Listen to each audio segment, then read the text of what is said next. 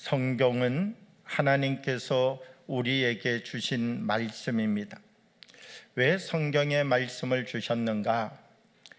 이 말씀을 읽고 이 말씀을 마음 가운데 새겨가면서 우리들이 하나님이 원하시는 하나님의 사람으로 변화되어져 가라는 것입니다.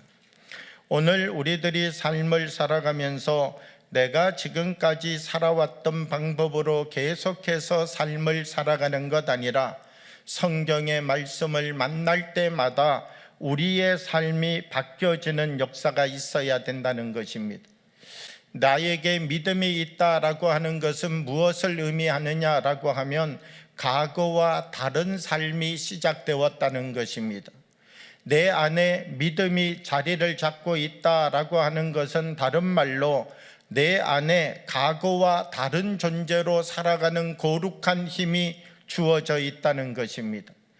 하나님의 말씀인 성경은 우리들에게 우리가 과거와 똑같은 삶을 살아가도록 우리의 길을 인도하는 것이 아니라 우리로 하여금 과거와 똑같은 몸을 가지고 있지만 전혀 새로운 존재로 삶을 살아가도록 우리의 삶의 방향을 바꾸어 놓는다는 것입니다. 우리가 하나님 말씀 안에서 말씀을 듣는다라고 하는 것은 어떤 의미를 우리에게 부여하느냐라고 하면 내가 살아왔던 과거의 삶이 나에게서 떨어져 나가고 내가 다른 존재로 지어지고 만들어지고 있다라고 하는 증거이고 고백이라는 것입니다. 오늘 성경의 말씀을 보면 모세라고 하는 분의 이야기가 기록되어져 있습니다. 하나님께서 이 모세를 부르셨습니다. 그리고 모세에게 모세야, 너가 내 백성들이 애굽이라고 하는 나라에서 종살이하고 있는데 이 여기에 살고 있는 이스라엘 백성들을 저 가나안 땅으로 인도해 가야 될 일을 너가 좀 감당하여야 되겠다. 하나님께서 모세에게 그렇게 이야기를 하셨습니다.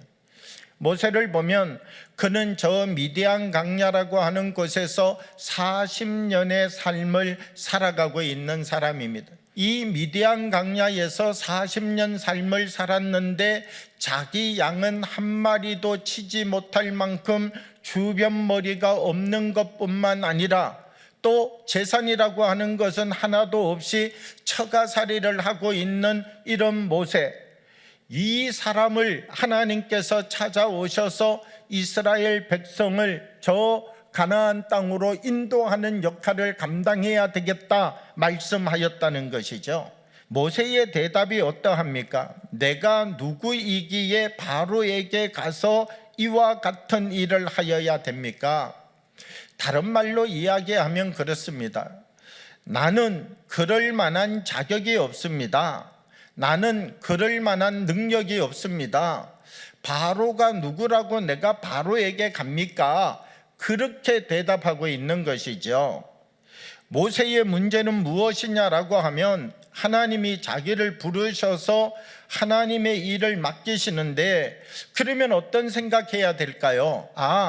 하나님께서 나에게 하나님의 일을 맡기시니 하나님의 힘을 나에게 주시겠구나, 이렇게 생각하면 아무 문제가 없는데 모세는 하나님이 그에게 하나님의 일을 맡기시는데 자기의 능력을 먼저 들여다보고 있다는 것입니다.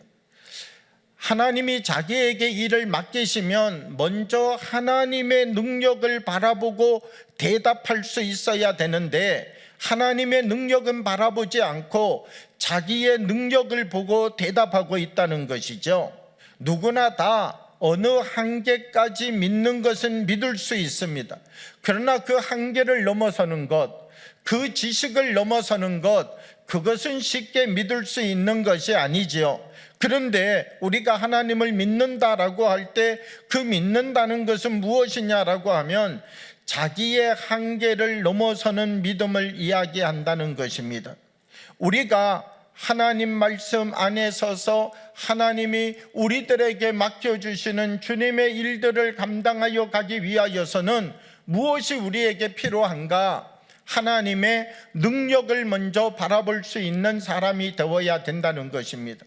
우리가 하나님의 능력을 먼저 바라보는 것 아니라 내 능력을 먼저 바라보게 될 때 우리는 작은 것 하나도 감당하지 못하는 사람이 될 수밖에 없다는 것입니다.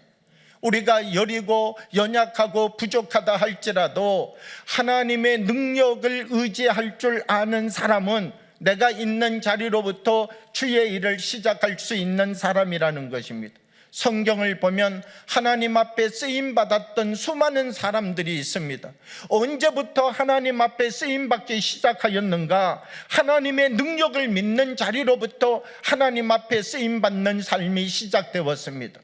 우리가 하나님 앞에 쓰임받는 사람이 되기 위하여서는 먼저 하나님의 능력을 믿는 사람이 되어야 됩니다. 나는 부족합니다. 나는 연약합니다. 나는 내가 내 자신을 볼 때도 내 안에 삐뚤어진 마음이 있습니다.